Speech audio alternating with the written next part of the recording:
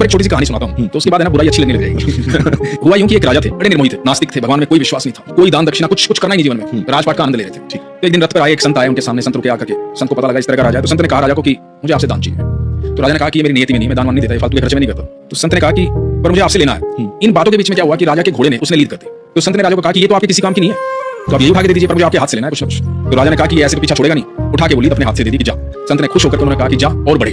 अगले दिन सुबह राजा बालकनी में बैठे अपने राजमहल की, और बड़ी बदबू आ रही। तो सामने देखा कि लीद का पहाड़ बना हुआ है, वो हटवाया गया लेकिन वो फिर बन गया, बदबू फैलती जा रही है, समझ में नहीं आ रहा राजा के। तो राजा को ध्यान आया कि एक संत आया था, उसको घोड़े की लीद दी थी और उसने कहा था कि और बढ़े, तो कहीं इस वजह से तो नहीं बढ़ रही है। तो राजा को जैसे ही ख्याल आया, राजा निकला महल से उस संत को ढूंढने के लिए।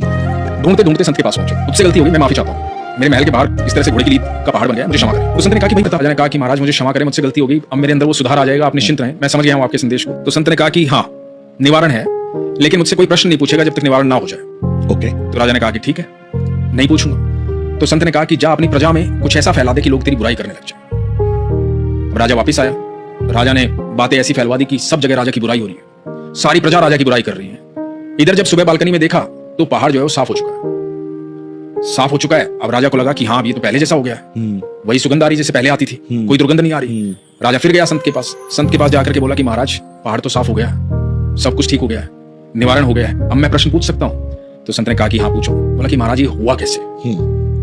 तो संत ने कहा कि जब लोग तुम्हारी बुराई कर रहे थे ना, तो तुम्हारे प्रारब्ध को काट रहे थे, तुम्हारे बुरे कर्मों के हिस्सेदार बन रहे थे, तो तुम्हारे सारे प्रारब्ध उन लोगों ने खत्म कर दिए, इसलिए ऐसा संभव हुआ। तो आज के बाद कभी कोई बुराई करे तो उनका धन्यवाद करना।